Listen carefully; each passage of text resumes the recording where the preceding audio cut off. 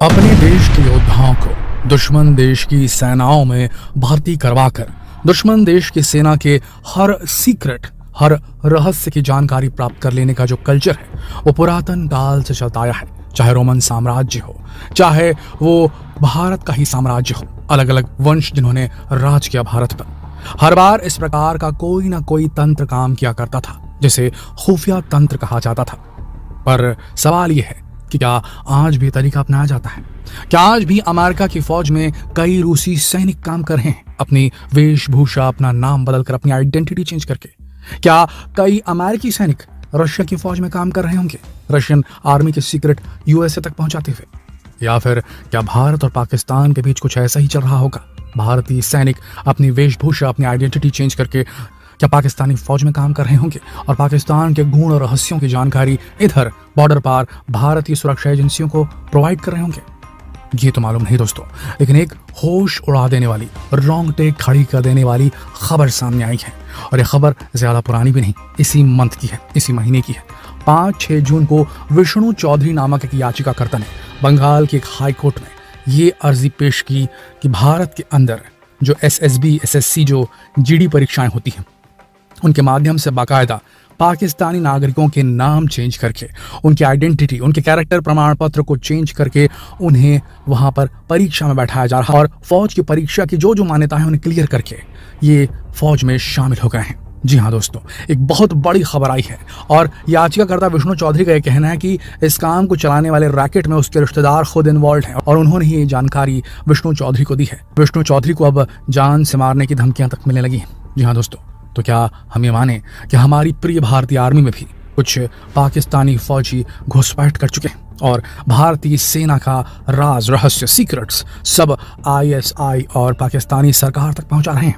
दोस्तों सीधी सी बात है, दुश्मन देश को नुकसान ज्यादा कन्वेंशनल वॉरफेयर से नहीं पहुंचाया जा सकता, ट्रेडिशनल वॉरफेयर से, पारंपरिक वॉरफेयर से नहीं पहुंचाया जा सकता, जब तक अनकन्वेंशनल वॉरफेयर, नॉन पारंपरिक वॉरफेयर यानी कि खुफिया तंत्र का इस्तेमाल करके, पर्दे के पीछे छुपकर, घुसपैठ करके, जानकारी स्टील करके या छोटे छोटे कोवर्ट ऑपरेशंस, मिशंस को अंजाम देकर खोखला नहीं कर देते जो खुफिया तंत्र है दुश्मन देश की आर्मी को, उसके सुरक्षा तंत्र को, तब तक जो कन्वेंशनल आर्मी है जो सामने से आकर वार करती है उसका जो है आक्रमण करना बेमानी सा साबित होता है। ये एक रियलिटी है। तो जो वॉर लड़ी जाती है जिसमें एक देश की सेना दूसरी देश की सेना से सीधे टकराती है, उसके पहले ही वॉर की शुरुआत हो चुकी होती है, युद्ध की शुरुआत हो चुकी होती है और दोनों देश की खुफिया एजेंसियां अपने अपने पैंतरे अपना चुकी होती है, अपनी अपनी चालें चल चुकी होती हैं और युद्ध को बहुत हद तक पूरा कर चुकी होती है। बस उसको फिनिशिंग टच जो दिया जाता है वो रियल फायर पावर से आमने सामने की लड़ाई में दिया जाता है, ऐसा हमारा मानना है और ऐसा एक्सपर्ट्स का भी मानना है। यही एक तरीका रह गया आज की तारीख में लड़ाई करने का। अगर कोई अचानक से उठे, अपनी सेना को तैयार करके सीधा वॉर के लिए पहुंच जाए, दूसरे देश पर आक्रमण करने के लिए, तो उससे युद्ध जीतना आज की तारीख में तो बेहद मुश्किल है। देखिए, हर देश की एक टेरिटोरी होती है, एक सीमा होती है, एक बॉर्डर होता है और उस बॉर्डर को सिक्योर करने के लिए, उसको सुरक्षित रखने के लिए अगर पर्याप्त एमुनिशन, फायर पावर, हथियार मौजूद है उस देश के पास में, तो सामने वाले के पास कितना भी फायर पावर रहे वो घुस नहीं सकता आपकी सीमा में।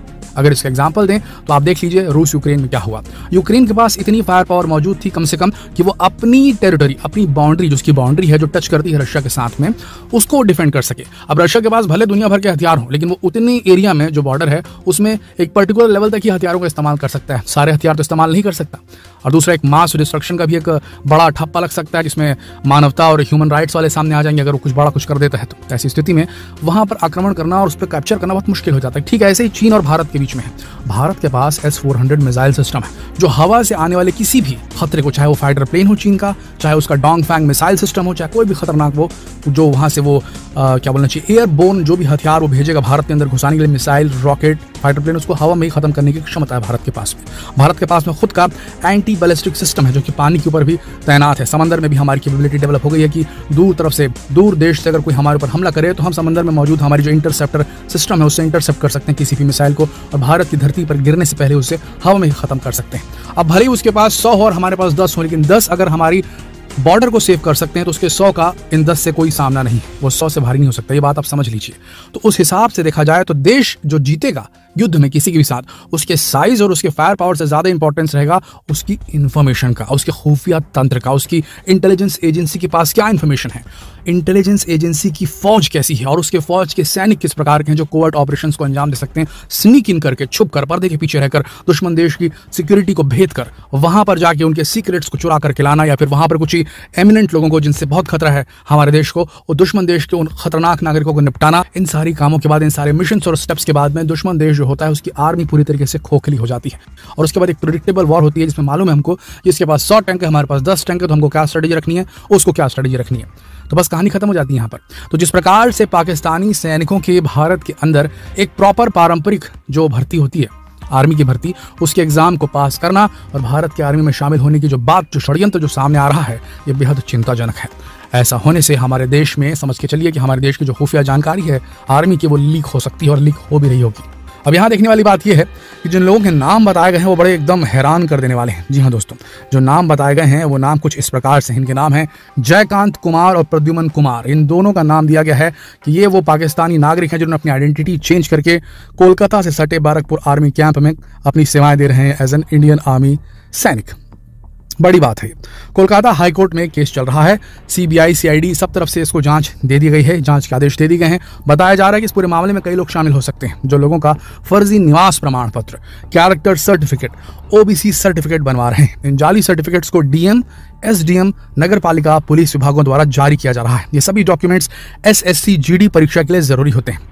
तो दोस्तों, कुल मिलाकर देखा जाए तो हमें अपने देश में जो सारे डॉक्यूमेंट्स हैं जो साबित करते हैं कि हमारे देश का नागरिक है सामने वाला, इसे स्ट्रांग करना पड़ेगा। अगर ये हमने स्ट्रांग नहीं किया या proper long detailed background check नहीं किया गया उन लोगों का जो कि आर्मी में भर्ती होने वाले हैं, या फिर ऐसी और भी संवेदनशील एजेंसियां हमारे देश में, रॉ हो गया, आईबी हो, सीबीआई हो गया और पुलिस विभाग भी हो गया, यहाँ पर भारत की जो सिक्योरिटी एजेंसी, भारत की जो इंटेलिजेंस एजेंसीज है, भारत की जो रिसर्च फैसिलिटीज हैं, चाहे वो इसरो की हो चाहे डीआरडीओ की हो, तो यहाँ पर भारत के गुण रहस्य मौजूद हैं जो भारत को आने वाले समय में सुपर पावर बनाने वाले हैं। अगर इन तक दुश्मन देश की पहुंच हो गई तो समझ के चलिए कि उसकी आर्मी कितनी कमजोर क्यों ना हो, वो इस इंफॉर्मेशन का इस्तेमाल करके भारत पर 20 साबित हो सकता है। ये एक रियलिटी है। तो हमें अपने सारे जो एंट्री प्रोसीजर्स है, जो एंट्री लाइंस हैं, जो कि भर्ती की जो प्रक्रिया है, चाहे वह इसरो हो, चाहे डीआरडीओ हो, चाहे इंडियन आर्मी हो, चाहे नेवी हो, चाहे एयरफोर्स हो, चाहे रॉ हो, चाहे आईबी हो, चाहे सीबीआई, सीआईडी, पुलिस फोर्स, हर जगह हमें इसे स्ट्रॉन्ग करना पड़ेगा और एक प्रॉपर बैकग्राउंड चेक करना बेहद जरूरी होगा।